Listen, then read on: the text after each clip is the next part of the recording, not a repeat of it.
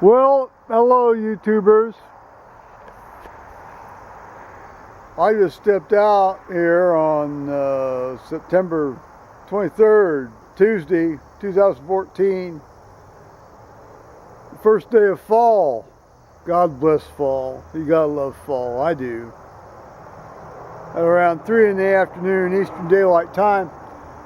And as I stepped out, a young male with his first set of antlers,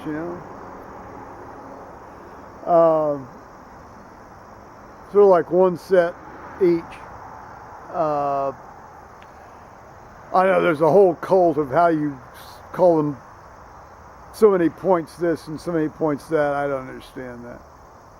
But anyway, he was right here by this little oak tree here, and he scampered off. Now, I've not seen him before, clearly. But it's that time of year, they're getting ready to roam around and rut, so let the games begin.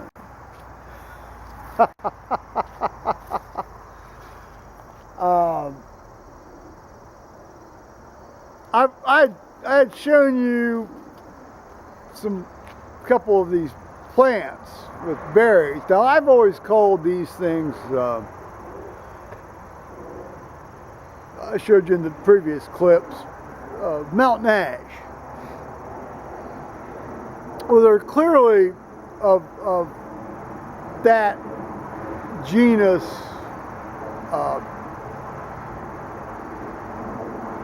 but they don't have the big clusters of berries, at least the ones I have out here, like the more common things that are called mountain ash have. But it's clearly the same type of plant.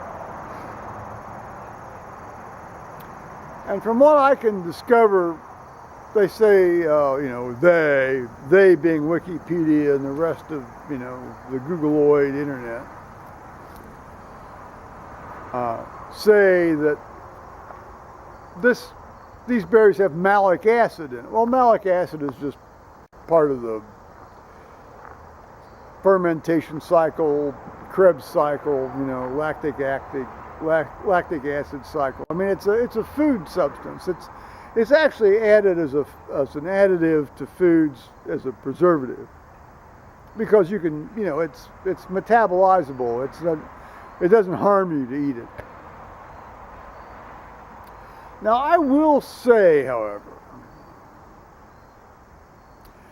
that in general, we have seen birds avoid these berries.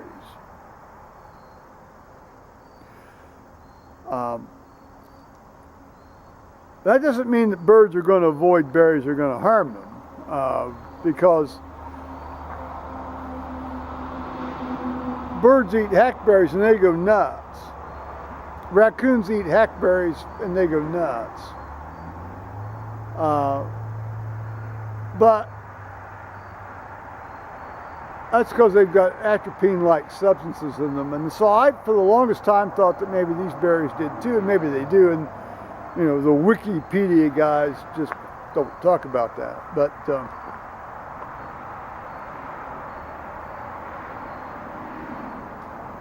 there's a movie out there called Light Gradient.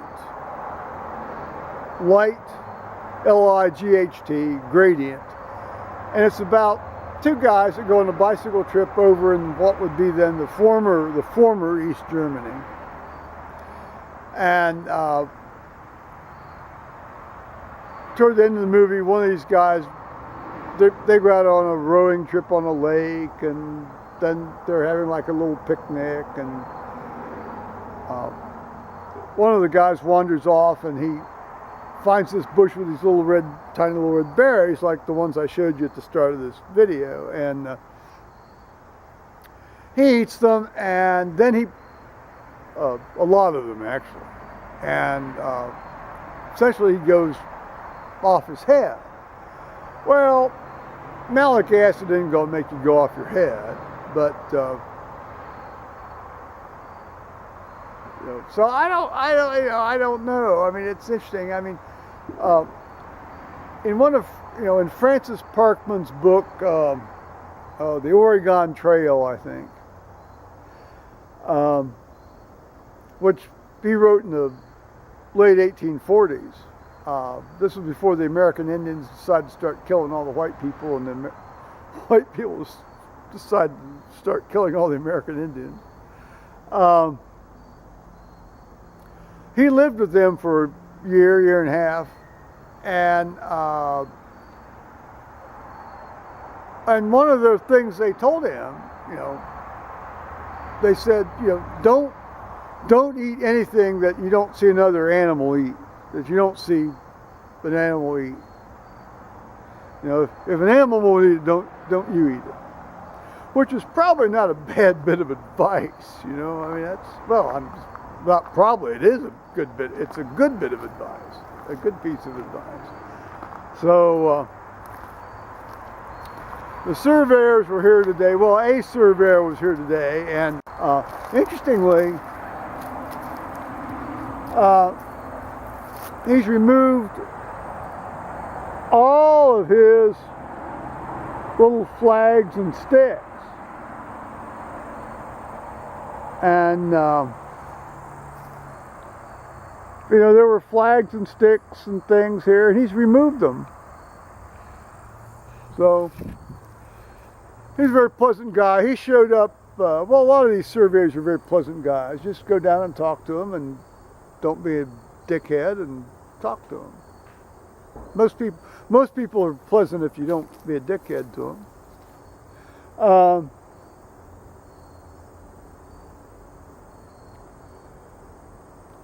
He's clearly doing this thing with he had one of these little dome-shaped things, Once he established where this gas line actually ran, he's just doing satellite stuff. I'm sure he's got this thing down to the 10 centimeter level. And so he's just gonna hell, he may have just wireless this thing in, and it's generating a map somewhere even as he did it. If not, he's going to go back and put it into his computer and then generate a map and show it to his bosses. Well, Paul's been off work today, and he took a nap, and he's up right now again, and he collected his laundry, but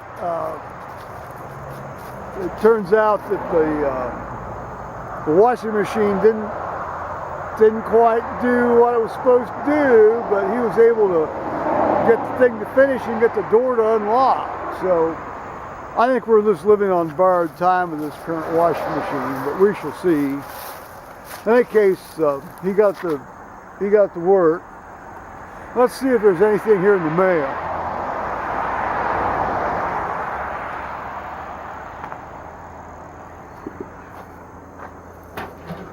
Hey there, let's see. Yeah, credit card bill, a catalog, and another flyer.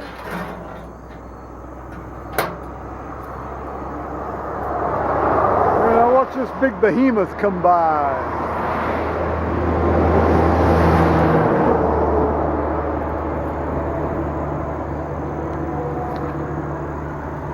My son Thomas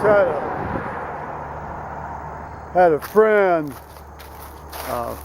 I think he may be a nurse up in Cleveland right now.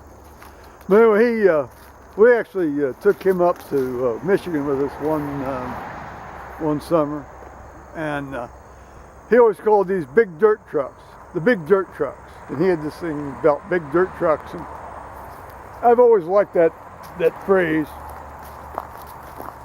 because I don't like big dirt trucks. And I'm going to tell you, I've met a number of big dirt truck drivers, and God bless them. They're making a living. But they all have sort of a certain point of view and mentality that lets them drive these big things around like that. It's kind of like these big cement truck drivers, you know, these big things that have like a little supplementary motor out in the back. Oh wow, I mean it's I try to stay away from all those guys. Not them when they're out of their trucks, because they're very pleasant and fun to talk with out of their trucks, but when they're doing their jobs, it's just.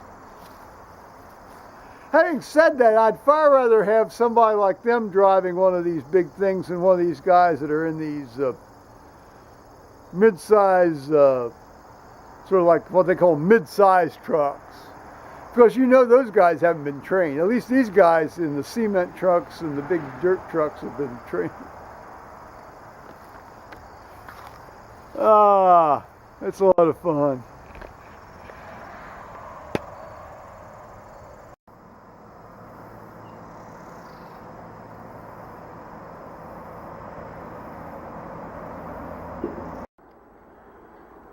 Well, I'm back in now, and Paul decided to come in and do a little internet-y stuff.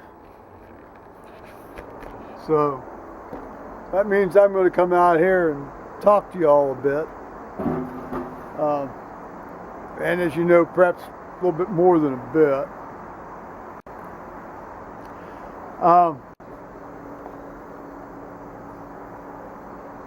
This morning, I woke up, I was in this kind of violent, belchy, burpy mood.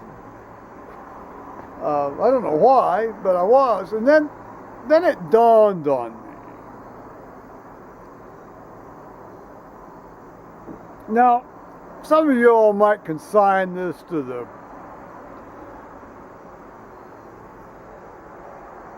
sort of the category of medical folklore, but I'll tell you, you know, like old wives' tales, you know, those old wives knew something, and, you know, a lot of medical folklore is quite true. Well, this little bit of medical folklore is this. In the spring, particularly early in the spring, and in the fall, particularly early in the fall, this is the time of year when you have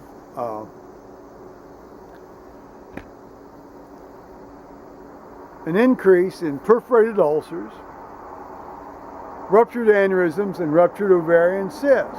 So, perforated ulcers, ruptured aneurysms, perforated ovarian or ruptured ovarian cysts. Perfed ulcers, aneurysms, ruptured ovarian cysts. And there's no question. And statistically, there's an uptick in these conditions. In March, in early September, early October in particular for the fall sequence. Nobody knows why. That's just the way it happens. So here I am.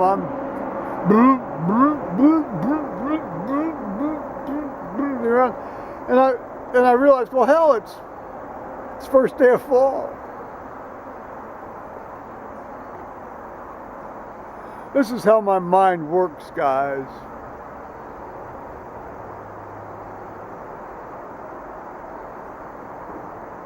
Well, a little ranitidine and Maalox and just shutting the hell up about it cured that.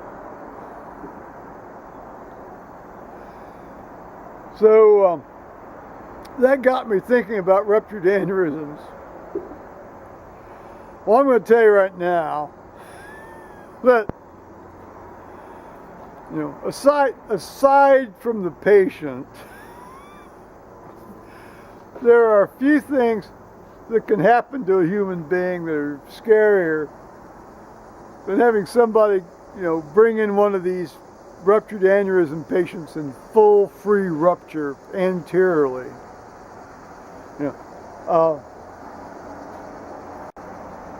An abdominal aortic aneurysm, or for that matter, you know, even a thoracic aneurysm, but that's a separate category. The abdominal ones are more common. When they rupture, you know, they can either just rupture, that's it. or they can leak a bit. Now, typically when they leak, they leak, they can either leak anteriorly or posteriorly. In either case, they give you really, really intense back pain, unrelated to exertion. But people have back pain. People of that age group that get these things who have back pain all the time, you think, okay, back pain.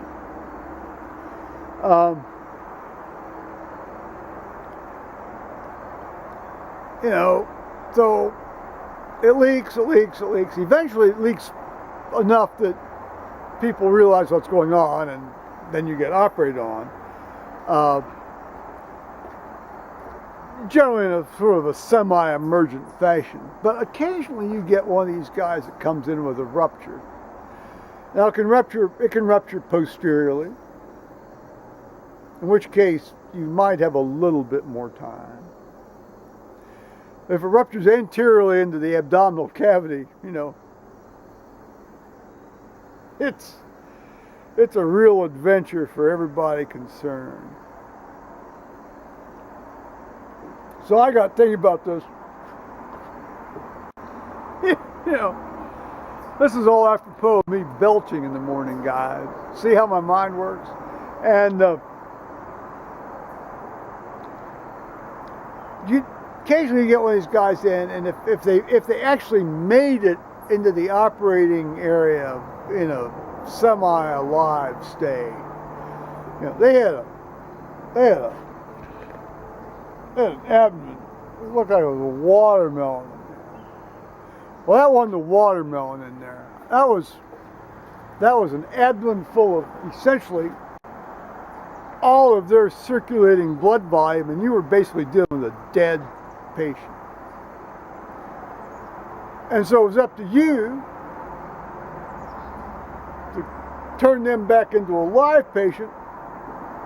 Well, the surgeon sliced into this guy and replaced his aorta.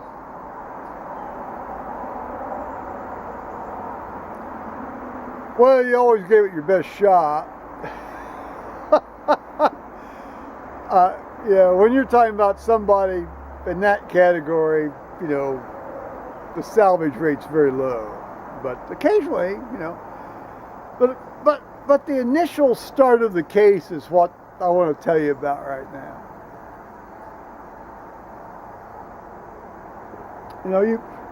You put these people a little bit head down, obviously, well, a little bit more than a head down, on the off chance that whatever blood that's still in their bodies can get up to their heart to get pumped around to their brain and their kidneys. And meanwhile, basically they're sloshing on betadine and iodine, and then, give me a knife. And you're just putting in the tube. I mean, you haven't even put any lines. I mean, it goes into the room and you're working. And when they cut into one of these watermelon bellies with blood, now I'm at the head of the table, meaning at the patient's head, and the feet are up. And guess where all that blood ends up, guys? On me. It rolls up over the chip, floods down. It's like, talk about looking like you had a big period. And I'm a guy.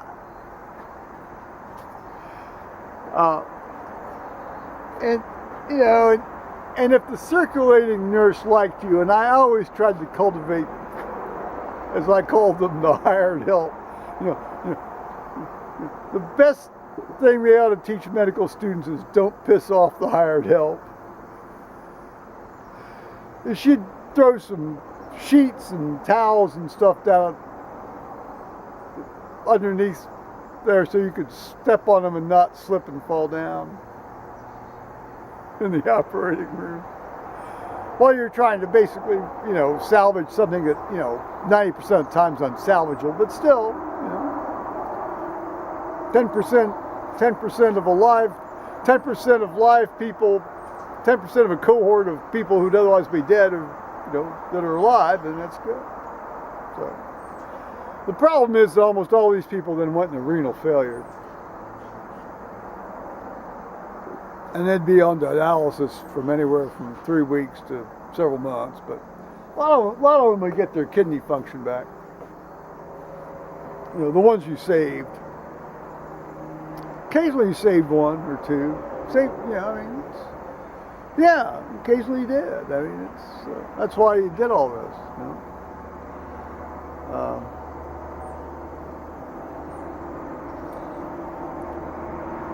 Now the leaking ones, the leaking guys, the ones that were leaking, you had a little bit more time to get a line in and get things kind of under control, and actually then do a true quasi narcotic induced induction, and then you correct the metabolic derangements and volume derangements after you got them into the room. But occasionally they drag these people right in, and there was Katie bar the door. So it's fall, guys. Beware the perfed ulcers, ruptured aneurysms, and for the women out there who watch me, which I don't think there are any, but if there's a woman out there watching me, beware the ruptured ovarian cyst. So on that note, I'm going to say bye-bye, YouTubers.